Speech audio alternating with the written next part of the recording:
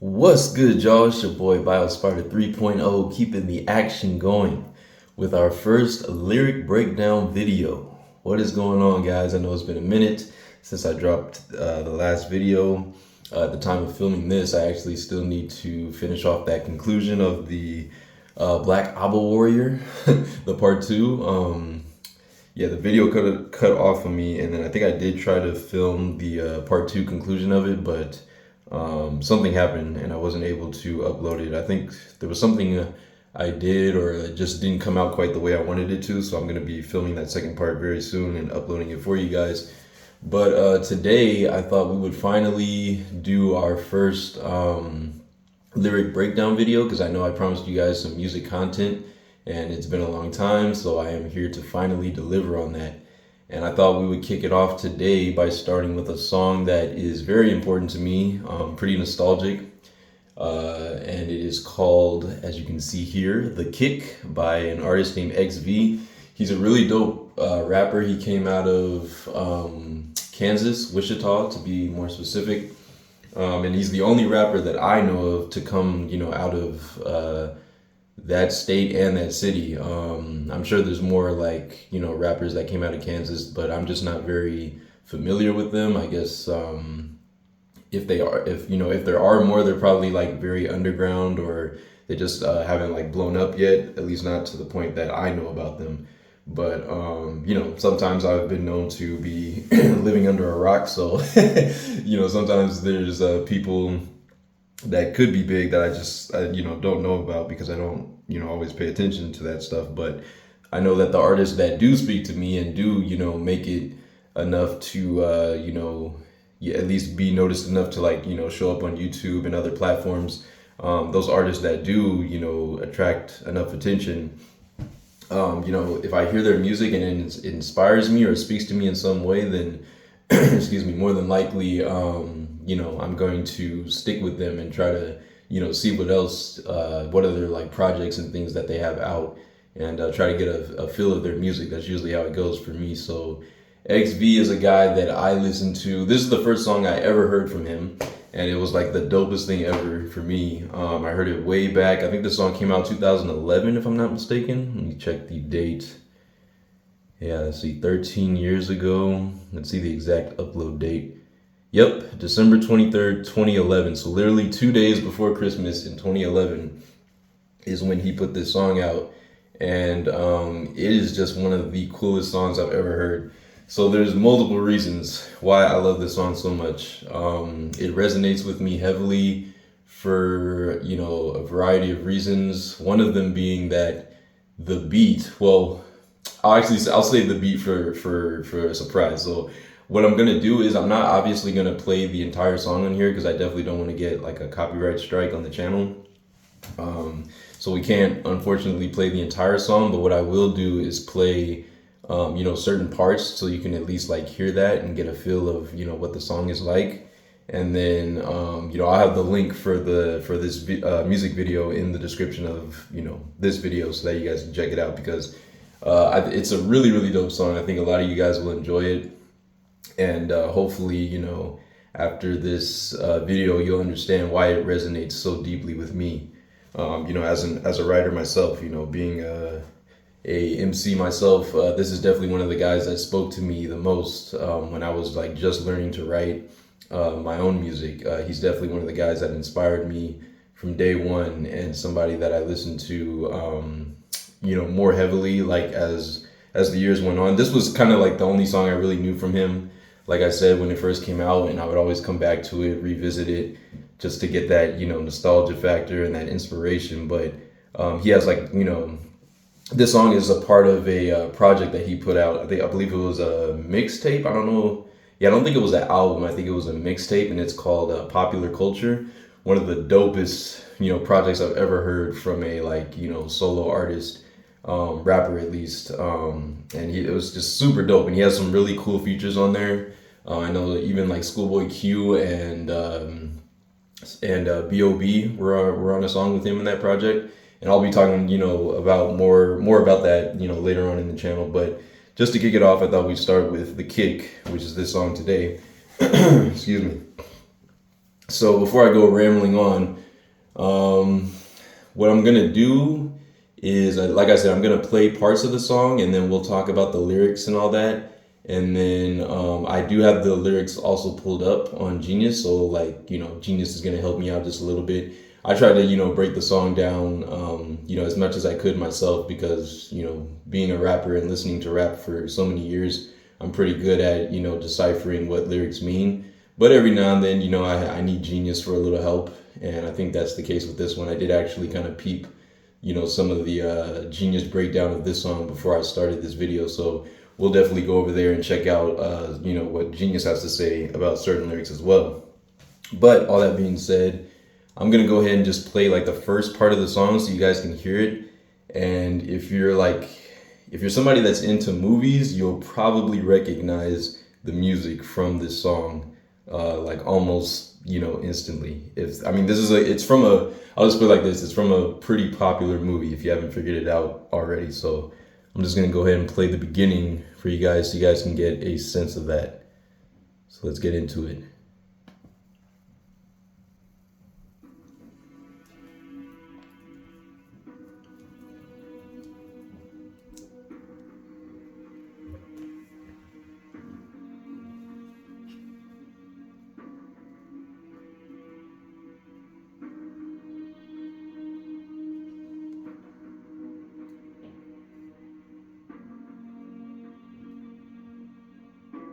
Counting my blessings, watching Inception. But I'm living one of those scenes where everyone knows it ain't real except him. They can't convince him to believe. I know this life with all the lights and how it ain't true. But fuck it, I don't wanna leave. Cause you can never have deja vu if you don't ever dream. Boom. So right there. So that first verse is one of the dopest first verses I've ever heard, like openings to a song, like of all time. That verse like gives me chills. I can just imagine, how I felt when I first heard that verse, like for the first time. But yeah, so a lot to kind of unpack in that first verse. So yeah, let's just jump into like the first lines of it. Hopefully you guys have been able to figure out where the music is from at this point. I'm gonna start it one more time from the beginning just so you guys can hear it again and get a sense of where that music is from. So I'm gonna give you one more listen to that first verse from the top, and if you haven't figured out where the beat is from yet, hopefully you will the second time around. And then after, I'm gonna tell you obviously where it comes from. But let's play it one more time. Let's hear it back.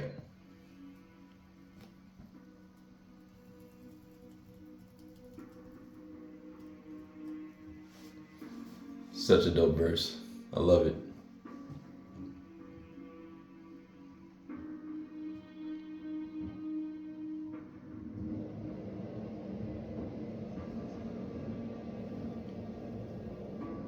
Counting my blessings, watching Inception. But I'm living one of those scenes where everyone knows it ain't real except him. They can't convince him to believe. I know this life with all the lights and how it ain't true. But fuck it, I don't wanna leave. Cause you can never have deja vu if you don't ever dream. So boom, so just a dope verse. So if you haven't figured out where the music is from yet, it's from the movie Inception. All right, and that is that's the name of the song, called The Kick. That is a metaphor for, if you've never seen the movie Inception, I don't know what you're doing, man. I don't know what movies you've been watching, but Inception is such a great, mind-blowing movie. So many just great performances in that movie, from Leo DiCaprio to Tom Hardy to Ellen Page. Just that whole cast and crew is just amazing. And then the music is something that always stood out to me from that movie, because it is composed by the great Hans Zimmer, who happens to be like one of my favorite musical composers of all time. I feel like anything Hans, touches turns to gold. Like, he's got the Midas touch when it comes to music. He just has the ability to kind of like perfectly capture the vibe or like the theme of a movie and just put it into musical form, man. He's he's got an absolute just God-given gift for that. I don't know how he does it, but he just seems to like pull from the cosmos and just make these epic orchestral masterpieces every time, and it's always epic. And I always like love the scores in his movie, and anytime when a musical score kind of sticks out to me in a movie, I tend to like look it up and try to decipher, who was the composer or like the arranger of it. And more often than not, it's Hans Zimmer. Because like anytime when a score like really stands out to me, like one of my like first thoughts is like, oh, Hans Zimmer probably, has at least, if he wasn't entirely in charge of the arrangement, he probably had at least like a hand in it. And more often than not, that's the case. Him and Ludwig Göransson are probably like two of my favorite, composers, musical composers for like scores and whatnot. But yeah, so this song had like an immediate significance to me just for the fact that this guy XV was rapping over the music from Inception. And the score is called Time. It's by, obviously, like I said, by Hans Zimmer. And yeah, it's just such an amazing score. And the fact that he rapped over this was just like the most amazing thing to me back in the day. Like, I felt like I was this dude, I felt like I was vicariously living through this dude, especially after hearing like the verses. But, once I heard that beat, I was like, wow, like, did he really just rap over like that Hans Zimmer score from Inception? Like that in itself was just an insane idea to me. And that was, that was the kind of rapper I wanted to be. So you'll find out, as we go through the lyrics of this song. But basically, he's kind of like, he's more of like a nerd kind of guy. But, as I gather, at least from what I understand about his story, he was always kind of like a nerdy type of kid. Grew up on like cartoons and things like that. Was into a lot of like popular culture, basically, because that's why he called his project Popular Culture. And he makes a lot of pop culture references throughout that whole project, of course. And, Inception was like one of the biggest movies at the time. So it makes, perfect sense for him to select like a beat from that movie and kind of like rap over it.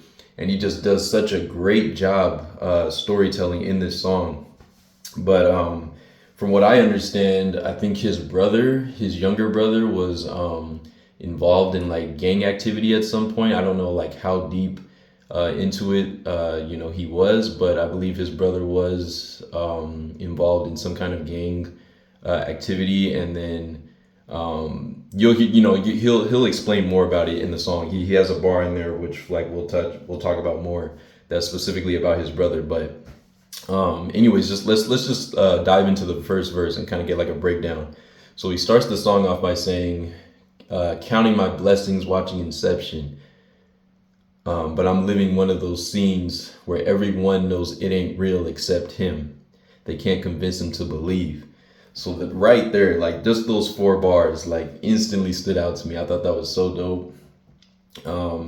And so, like, as I understand it, what he's saying from those lines is that, he's kind of like, so as you can see in the music video, it starts off where he's kind of like in a hotel, and you can see there's like liquor bottles and things like scattered all over the floor, and he's just kind of like sitting on the edge of the bed, and he's kind of, he's got his hands like, clasped, like, just like sitting down on the bed, kind of like looking down.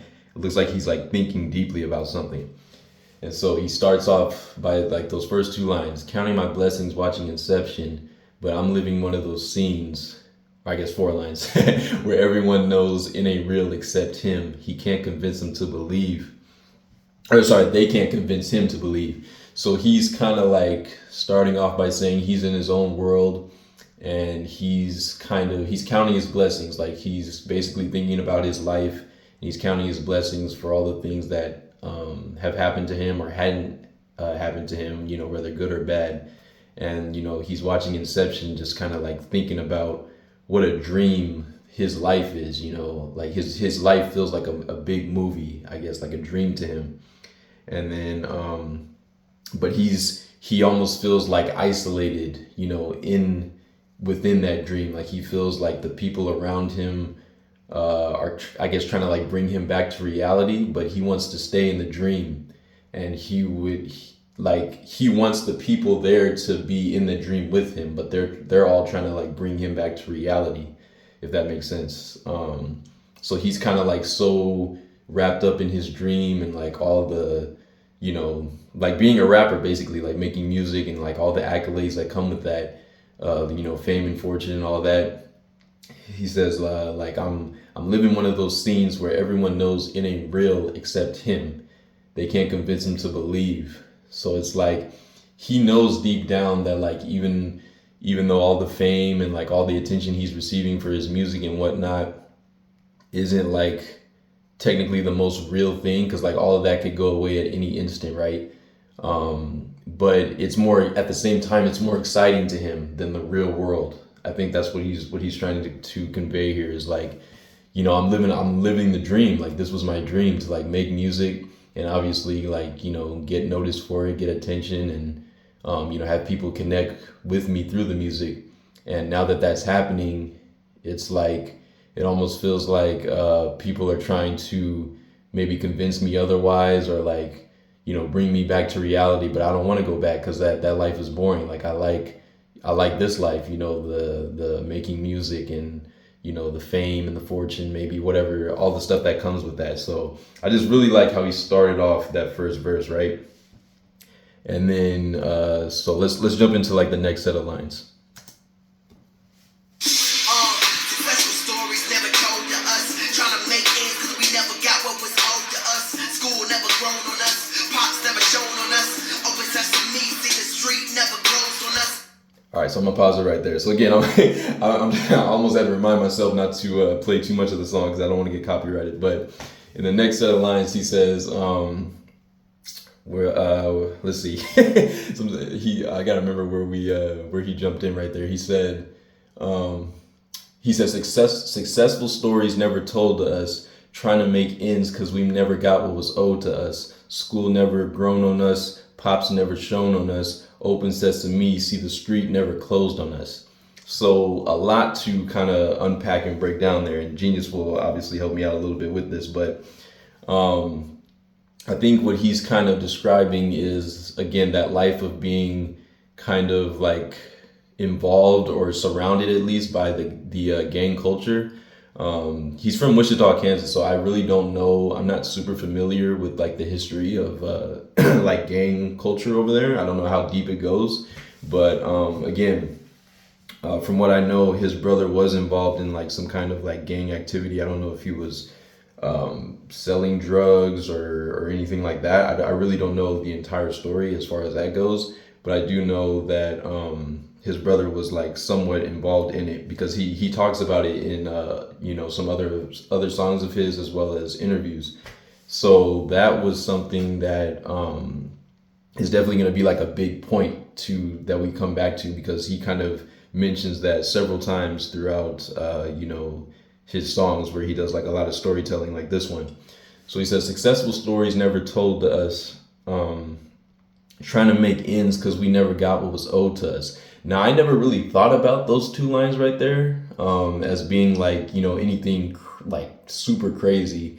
But when I looked on Genius kind of broke it down, and I think those honestly could be like doubles that he put in those two lines right there. So when he said, trying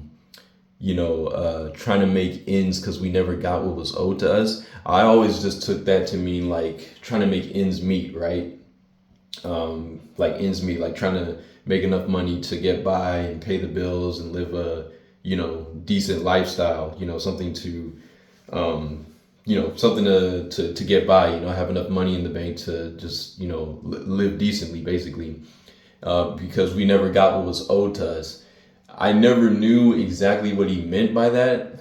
But like the way I always kind of like understood it was that him being a rapper or whatever, he may have like had this dream to do the music and all of that for such a long time that, maybe when he might have had to go through like, record deals or something. Like I'm sure he probably talked with like record labels and things like that to try to maybe get his music to go off the ground.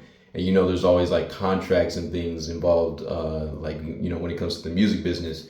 And maybe maybe he had some falling outs with like different record companies or people that were gonna have like the rights to his music, and maybe they weren't gonna give him the proper share of profits that he deserved, or like at least that he felt he deserved for his music. And so I think that could be like one possible explanation of that line. Or he could just be talking about like just in like life in general, like maybe working like regular jobs and whatnot, or just like just kind of like reciprocation. Like me, he comes off to me as somebody that like is a giver, or like he's somebody that puts his heart into what he does, and giving back to the people around him. And maybe he didn't really receive that, and he says owed to us, so I'm thinking maybe that applies not only to him, maybe also to like his brother or like the rest of his family members or his friends, just never receiving quite exactly what he felt he was owed and what his family was owed, people that he loved. So I think that's like a really dope line.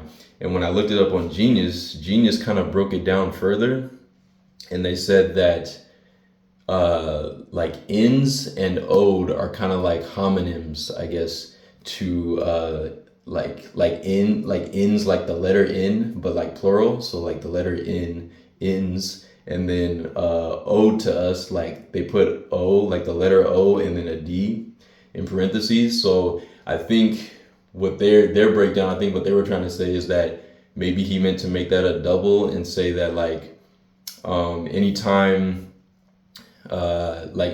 that he tried to, again, like get reap the benefits of the work that he put in, or tried to get back what he felt like he put out, people told him no, right? Because you have the N and then the O. What does that spell together? No.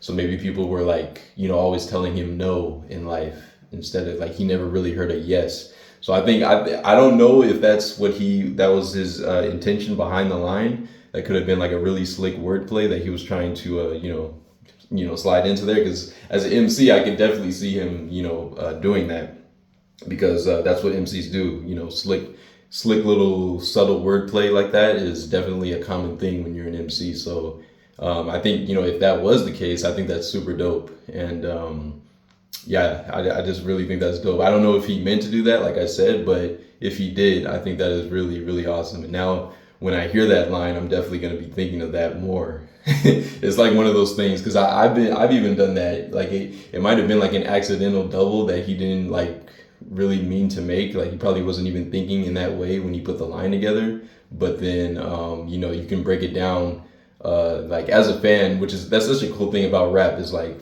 lyrical rap, is that you can always break it down further as a fan and kind of interpret what it means.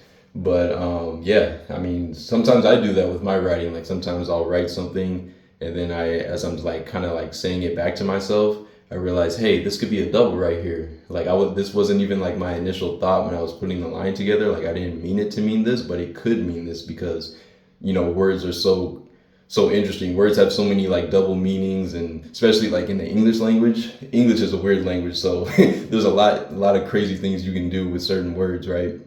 Because words have like multiple definitions. So like one word could mean like 2 or 3 different things, sometimes 4. You can really go crazy with it. So I just thought that was really dope that Genius kind of tapped in with that little extra breakdown. But yeah, so we got those set of lines, and then he says after that, he says, school never grown on us, pops never shone on us, open sesame, see the street never closed on us. So again, going back to his lifestyle, school never grown on us. I don't know how long he was in school, if he went to school. I'm pretty sure he did go to school, but if he did, like I don't know how long he was in school. He may have like dropped out at some point. I'm really just speculating here, again, because I don't know like this guy's full story. There's still a lot more of his music that I have to like go back and revisit to kind of catch up catch up on his story, and remember certain things. But I'm still learning about him, myself. And again, this song came out in like 2011, so it's pretty old. But like I said, I'm still learning about this guy as an artist and just as a human being. So I'm thinking maybe if he did go to school, he maybe he dropped out at some point, or maybe he didn't finish. And then if I'm guessing, like that would probably be around the time that he started doing music like seriously, or that his music started like kind of taking off. So he said school never grown on us. And then he could also be saying like he went to school, but it just never really had like a huge impact on him. You know how everybody, like, the American dream, everybody sends their kids to school, and parents always want their children to like learn the basics, right? All the different subjects, math, English, science, all that stuff. And like in hopes that one day they're gonna like find like a passion or really click with a certain subject, and then eventually find a career field, right? And that like, go down that path of becoming a specialist in one of those subjects, right? But not every kid necessarily has those desires, right? Sometimes the parents kind of force their dreams onto their children, right? Which I think you should never do. That's one thing I'm going to teach my son one day, is that that's one of the first things I'm going to like instill in my son, is that I want him to be as free and, open-minded as possible, to be able to pursue his dreams and his passions, no matter what, values I have and things that I think would be good for him. I want him to always be a man, and like, well, obviously he's going to be a kid first, but I want him to grow up to be a man that stands up for himself and goes for the things that he wants in life. Because at the end of the day, you only got one, earthly life to live. So you might as well be doing what you want, right? That's how I see it. So that's personally what I decided to do. And I find that I'm a lot, happier and more content that way. I know, unfortunately, not everybody has that luxury. Sometimes parents can be crazy and they don't really give you a choice. So you really just have to find a way to, unfortunately, kind of move away from your parents and kind of make your own path. That's a whole nother story for a different time. We won't get into all that. But all that to say is that, maybe school just never was like really his thing. Like, even though he was kind of like a nerd, maybe he just really didn't like resonate with the, I guess, standard structure of school. Like, classrooms and hearing lectures and, teachers talk all day. Like, maybe that just didn't click with him. Being such a creative person that he is, like being an artist, sometimes just being trapped in a classroom all day, or multiple classrooms, just really doesn't stimulate the brain. So maybe he's saying that. And then again, it could be also referencing like the fact that his brother was kind of like involved in like the gang activity and whatnot. And so I don't think XV himself got really too involved with it, but I do know that in certain interviews, I remember he said that like, I don't want to like misquote this guy or like, speak ill of his name by any means, but I do remember watching like a video breakdown, like an interview he did. And I believe at some point, like he was also like selling like weed or something like that to certain people. I think like art, because I know he's ran into like several like big name artists because of that, because of something that he was doing that was involved with like drugs, or I don't think it was like I don't think he's ever did anything with like any crazy type of drugs. It was always just like weed or something like that. But all that to say that maybe he was at some point kind of involved in that gang activity, or drug, whatever was going on, that whatever his brother did that got him like incarcerated, maybe he was kind of involved in some of that activity too. So maybe he was like skipping school and getting involved with that lifestyle. I think that could be another explanation of that line, like school's never grown on us, because either we didn't go or it just didn't connect with us, kind of thing. And then he follows that up by saying, Pop's never shone on us. So, I mean, I think that's pretty, self-explanatory. Pop's never shone on us. It's an unfortunate, stereotype or trope that, Black fathers are usually not in the home with the family. So usually like sons grow up with, without a father. And so they usually rely, or they look to their mom for leadership and things like that. But obviously, a mom is not meant to play that type of leadership role in her son's life. Like, she can teach him as much as she possibly can, right, as a woman, and he can learn like all the like best things from her. But at the end of the day, you need a man to set the example. When you're a young boy, you need a man to set the example of what it's like to be a man.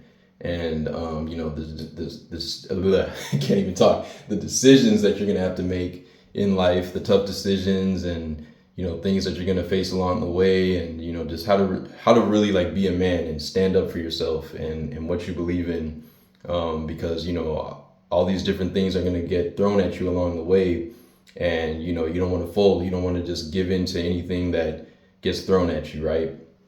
And so, you know, having a father or not having a father is obviously a big thing that would affect like any young boy. And, you know, him being an African American male, that unfortunately is in America, you know, that is like a common thing, unfortunately. And I've always hated that, you know, that whole stereotype. For the longest time, I didn't even understand that stereotype, to be honest with you guys, because I remember like one of the first times I heard a joke about that. I remember I was in high school and I was at the park playing with some friends of mine at the basketball courts, and you know, and like some other guys that I knew at school, but you know, we weren't like all that close. Like I wouldn't necessarily call them friends, but they would play with us. And I remember one time the joke came up, and like I forget how it came up, but like they basically were making that exact joke that you know, black kids like didn't have a dad. And if I remember right, we were playing with a guy that I knew in high school named Gary, who was another black guy. And I think the joke was like in reference to him or whatever. And like I didn't really get it at first. Like I was like, what? But then you know, as I like, you know, watch more movies or something and like talk with friends and stuff, they explained it to me. You know, it eventually got explained to me, and I was like, oh, okay. But I was so oblivious to that whole like idea and concept, just for the fact that my dad has always been there, you know, in my life. Thank God. I'm very fortunate to have a father that was, you know, there with me from day one. And so I never like really understood that whole like trope about, you know, black fathers being absent and all that. But that is an unfortunate reality for a lot of, you know, black boys in America. So I thought that was a really, you know, just nothing to really like break down in that line. He just kind of like threw it in there to, you know, as like, I'm not going to say filler, but just something to kind of like let you know like his backstory of like the absence of his dad. So he says, you know, Pop's never shone on us. And he says, open sesame, see the street never closed on us. So I didn't like I never like really fully understood that line. And then, you know, I checked on Genius before we started the video.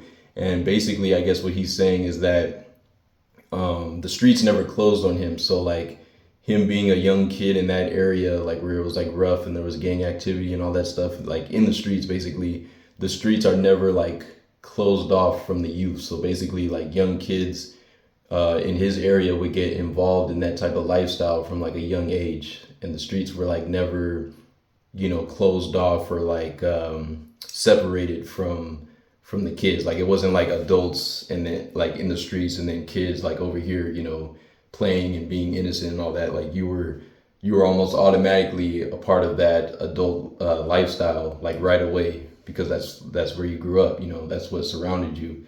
And so it kind of like grew him up fast, I think is what he's trying to say there. And so yeah, let's jump into this next set of lines. Actually, I won't play it. I won't play it because I don't want to get copyright striked, but I'll just show you what the next group of lyrics is. Kind of wrap it real quick. He says, now on Genius, they have, it says, the next set of lines, he says, moved white, but didn't see much green like a ski slope. Now I see so much green that I could be Hulk. So I could have sworn this whole time that he was saying moved right, not white.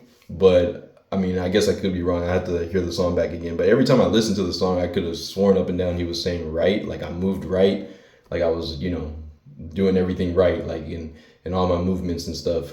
but I didn't see much green like a ski slope, right? That's pretty. That was a dope way, I think, to paint that picture. Like he didn't see much green, obviously cash, money, right?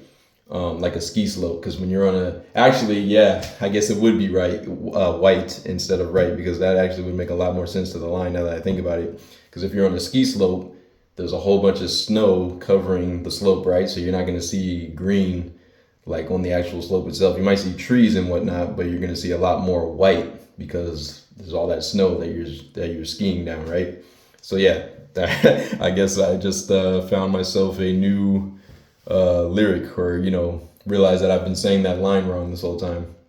So he says, moved white but didn't see much green like a ski slope. Now I see so much green that I could be Hulk. So I think that's really dope, especially now that I have the context of the fact that he was saying white instead of right. I think and that makes sense, knowing what I know about his persona. Like I said, he was kind of like the nerdy type of kid, so I think that was just like a slick way of him trying to say that he was like a nerd and not how do I say it? Not like he wasn't into like the typical black things that people like associate, black people doing, like whatever it is, drugs or gang banging and blah blah blah. He was like more of the, I guess, I don't want to say token. I don't think that's the right kid. I mean, right kid, right word to use. But I think he was just basically saying that he was like the outlier. Like he wasn't the guy that fit the typical stereotypes of like rapping and getting money and having girls and chains and cars and all that stuff. He said he was a nerd at the end of the day. He played video games and all that stuff. And like he mentions that more in like other songs, but I think that's what he's basically trying to say right there. He's saying, now I see so much green that I could be Hulk. I mean, that's self-explanatory, right? We got the big incredible Hulk, a giant green brooding monster, right? So that was like a dope little Marvel line that he kind of slipped into there.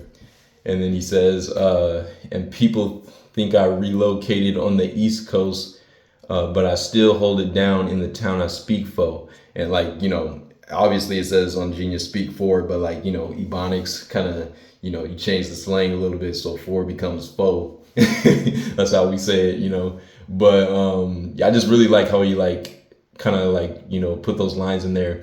And the dope thing about this rhyme scheme is that anytime there's like a E and a O like sound in the word, he kind of like enunciates it. So even when he gets to like relocated, he says, he kind of like pauses there. He says, and people think I relocated on the East Coast, but I still hold it down in the town I speak for. So he kind of like enunciates all the E and O sounds. So I think that's like a really dope pattern of rhyming that he did right there. It definitely stood out when I like first heard the song. And then after that, he says, towing my city behind me like it was repoed in a game full of sharks, but there ain't no cheat codes. I love those two lines right there. Right? So repoed, towing my city behind me like it was repoed. So like, when a car gets repoed, like repossessed, and they put it like, they tow it on a towing truck, right? Take it back to the like the dealership or wherever. That was like just such a cool line. Like he's saying basically like, I got the city behind, like on my back, like my city's behind me, and I'm leading the way. I'm pulling them forward. So I really love that line. And then he says, in a game full of sharks, but there ain't no cheat codes. So like, again, he's in a game full of sharks. Like the rap game was always like, it's always like been a very like competitive like sport or whatever, if you want to call it that. So right, so like especially if you're an MC, like a lyrical rapper, and you take it serious, like you always got competition from other guys that are competing with you to prove that their pen is better for whatever reason. So I think he's referencing that, and I think he's also referencing again the kind of gang culture that he was like surrounded by, or like maybe comes from. So like he's got all these people that are possibly out to get him, because maybe they peep the fact that his music is taking off and that he's kind of like rising to fame, and obviously they probably don't like that, or they're getting like a little jealous. So he's in a game full of sharks, a lot of people that could potentially like hurt him or come for him. And he says, but there ain't no cheat codes. Like there's no way to there's no way to just outmaneuver or like whatever, like just stop all the people coming from me. Like I'm not like some invincible human or anything. There's no cheat codes. Like this is real life. So if I die, like I die. like this is real life. Like I only get one life here. So if somebody were to kill me, like that would be it. Like there's no coming back. And then he says if XV did take a hike, I'm Tim Tebow, Matrix, Reload, Face It, He Cold. I love those lines, bro. Hard, super hard lines. So I don't watch football, so I'm not like super up on like, any football lingo or like, like I get the gist, like the basic idea of football, but like I'm not super up on plays. I don't watch it. I don't keep up with it like that. But I like how he was able to fit it into this whole rhyme scheme, because remember he kept like the whole EO like rhyme scheme this whole time. So ever since he said ski slope, he's kept that whole like EO rhyme scheme all the way down up into this point. So he said if XV did take a hike, I'm Tim Tebow, and that's highlighted on Genius. So let's see how they break it down. So they have an annotation on the side here. Now I do know that Tim Tebow was like a pretty well-known, well-regarded, person in football. I don't know exactly what was he a quarterback? I don't know, but he says the Genius annotation says that hike is another word used to start a play in football. Each quarterback yells it before every play. XV uses a play on his name, 15, which is XV in Roman numerals. That's yeah. So now we finally got into the breakdown of his name, in case you guys were wondering. XV is 15 in Roman numerals. That's going to be important for later, so remember that. We'll come back to it. He says to compare him to Tim Tebow, whose jersey number is 15. Okay, I didn't know that. So I guess Tim Tebow was a quarterback and his jersey number, I guess, was 15. So that's a dope bar. And then after that, he says, Matrix, Reload, Face It, He Cold. Now, I'm going to be honest with you guys. I have never seen The Matrix, at least not in full. Like, I've never seen the entire Matrix movie in full, which I know is pretty shocking. Because, like, everybody's seen that movie, right? I've seen parts of it, but I don't think I've ever seen the entire movie in full. But like I get the concept, like, and obviously that's one of those movies that gets referenced in like so many times in pop culture, and like especially like rap songs and stuff. Like The Matrix always comes up in rap songs specifically. But I really like how he just kind of kept like a very simple rhyme scheme, but it was dope because he follows it up with Face It, He Cold. Matrix, Reload, Face It, He Cold. Like that's fire. That is just super fire, right? So like every time I think of The Matrix, obviously I think of like the whole like slow motion, right? He's dodging, Neo is dodging bullets, or is he dodging bullets from Neo? I don't know. I don't know exactly who is Neo, the guy with the sunglasses, or is that Keanu Reeves? I forget. But either way, Keanu Reeves' character, whatever his name is, he's like dodging the bullets and all that. I'm pretty sure they're coming from Neo, or like that guy with the black sunglasses. I think he's shooting at him, right? Or I could be wrong, but I just know that he's dodging bullets in slow motion. So like Matrix, Reload, Face It, He Cold. That's just like a simple but like very dope, intricate rhyme scheme right there. He says, rep the 316, I'm 730 in the mind. I'm that dude hands down, 630 when I rhyme. I love that line. That second line right there is just like, it's so simple, but it's just so dope and effective. I'm that dude hands down, 630 when I rhyme. Think about it. A clock, you got the two hands. When both hands are all the way down at the 6, that's the 630, right? 630 in time. So I'm that dude hands down, 630 when I rhyme. Like, come on, bro. And then I'm that dude hands down. Hands down is like an expression like when you say like something is this hands down, like this is hands down the best, blah, blah, blah. Like that means like without a doubt, no competition, there's no question about it, right? So I'm that dude hands down, 630 when I rhyme. Fire bar. And then rep the 316, I'm 730 in the mind. Now rep the 316 is pretty self-explanatory. 316 is just like the area code for Wichita, Kansas, which is where he's from again. But then the 730 in the mind, I never really knew what he meant by that bar. Like I honestly like didn't know, so I had to look it up on Genius. because it is highlighted, and I guess like he's kind of referencing. I think he's referencing a Big L song. Big L is like another really dope MC from I believe New York. He's an East Coast rapper. I know that for sure. I'm pretty sure he's from New York. I just don't know exactly what part. I think it's either like the Bronx or Brooklyn. It's one of those. I'm pretty sure. I don't know. Hopefully I'm not messing that up for all the Big L fans out there. But I just know he's from the East Coast, and I'm pretty sure he was from New York, some city in New York. But super dope MC. We'll get to his music on the channel at some point for sure. Trust me. But I guess Big L has a song where he kind of says like. He says a line about like seven if you 7:30 you're crazy or something like that. Excuse me. Man, I'm losing my voice. Sorry, y'all. Drink some water real quick.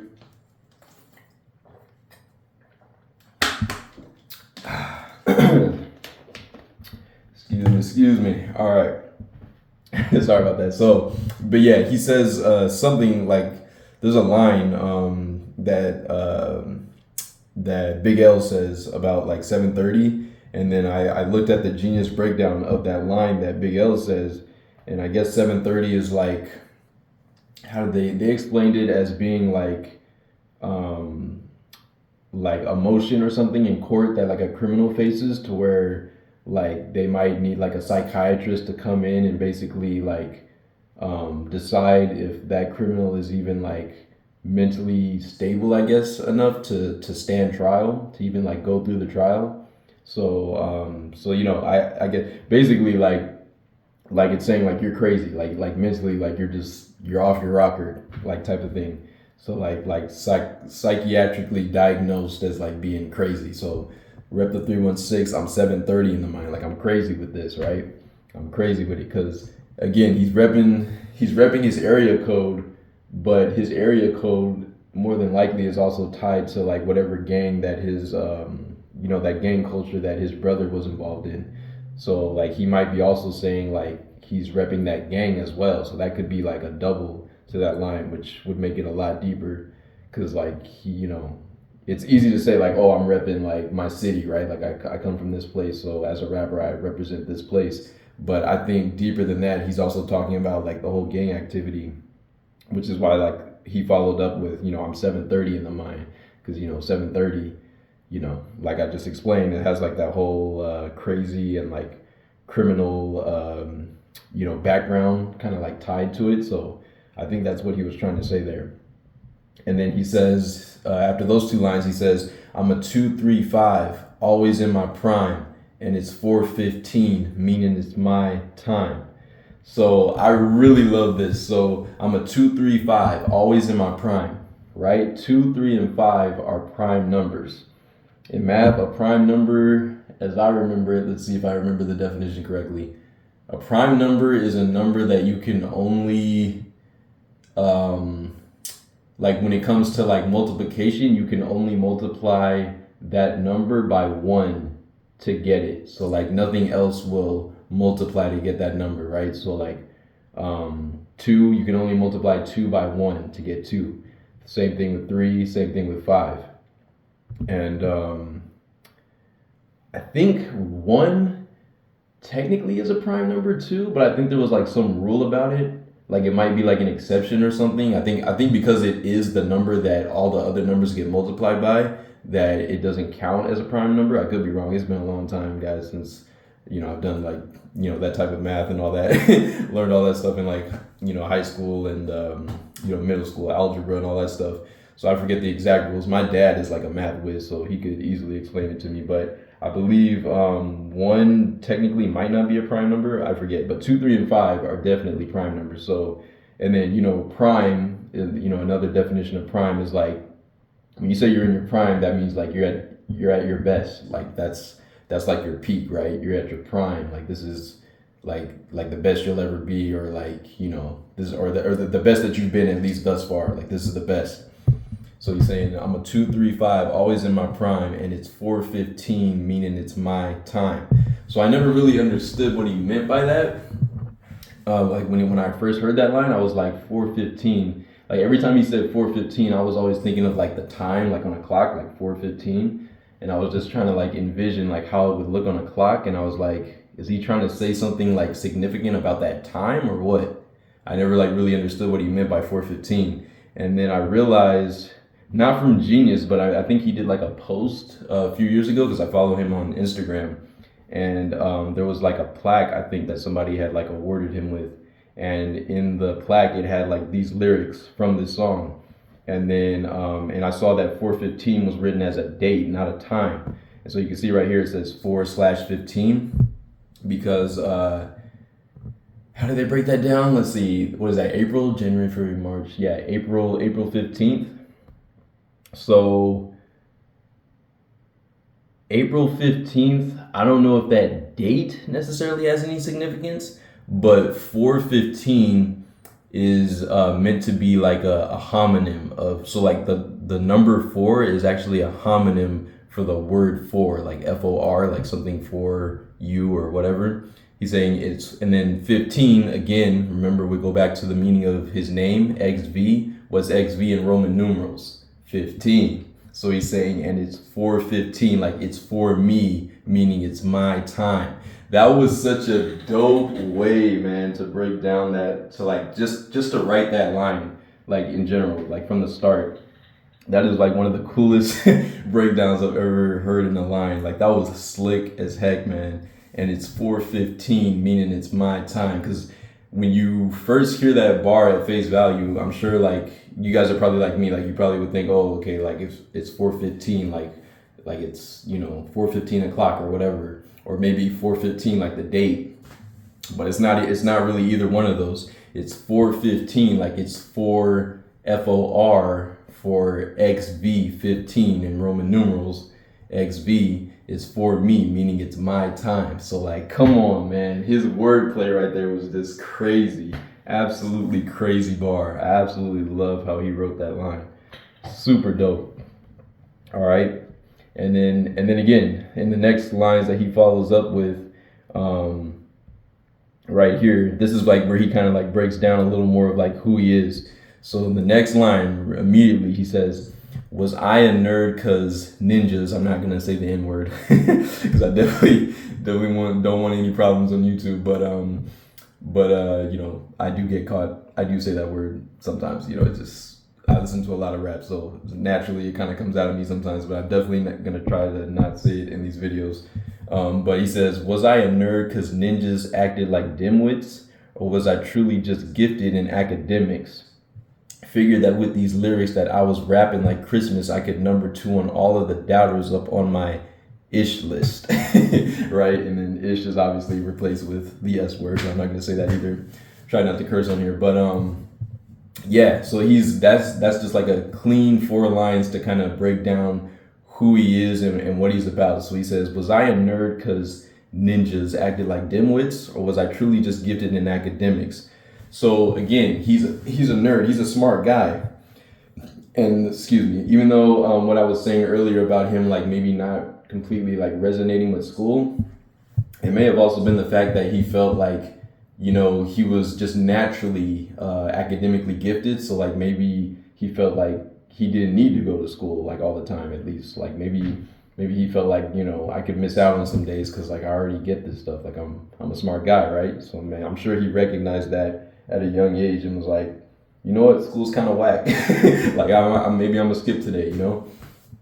So he's saying, was I a nerd just because, you know, other, you know, brothers, let's say, around me acted like dimwits? Because I think that's him. I think this line is him trying to say that he was different from the people that surrounded him. Not necessarily like his brother, but like, again, maybe the culture that he was like around, or like, you know, was surrounded him most of his life, you know, like gang culture and all that, and maybe people getting into like drugs and gang violence and all that stuff. He's saying like, you know, am I a nerd because I wasn't like these guys, or was I truly just gifted in academics? Like maybe I just understood things academically that they didn't, and that's why they did the things that they did, right? So maybe that's why they got involved in the streets and, you know, that whole lifestyle. So he's kind of just like questioning that, but I think that's like a dope way of like to write, you know, that idea that he's kind of like questioning, like, was I a nerd just because I didn't act like them, and or like maybe was I just naturally gifted in academics and whatnot. And then he said, figured that with these lyrics that I was rapping like Christmas, obviously rapping as a double, right? Because he's a rapper, like that I was I'm literally rapping, but then rapping like a Christmas present, right? Wrapping paper. So that's like a homonym right there, rapping and rapping. And figured that with these lyrics that I was rapping like Christmas, I could number 2 on all of the doubters up on my ish list. So he's saying like, your ish list is like, I'm pretty sure, I could be wrong on this, but I'm pretty sure your ish list is like a more harsh way of saying like your hit list, like people that you would like take off or like be better than. Like if you had like a list of people, right, like a hitman, you got your hit list. You got a list of names that you cross off the list as you take them out. So he's saying like I could number 2 on all of the doubters up on my ish list. Like I could easily be like the top 2 rapper or like the top 2 spot on all of these people that I'm trying to like take out, you know, or maybe the people that are trying to take me out. Like I could easily be at least like number 2, if not number 1, of the people that end up taking like all these other rappers out. So I think that's really dope. Like that's a bold statement to say too. Like when you got to really think you're nice as an MC to say something like that, because that doesn't get taken lightly. Like other rappers hear that and they'd be like, "Oh, word! Like what? Who's this? Like he wants smoke or what? Like let's get a rap battle set up or something like that, you know?" And sometimes it gets deeper than rap, like right. Sometimes it turns like violent, unfortunately. So for him to say something like that, he had balls, bro. I gotta give him respect for that as an MC. That's a hard line.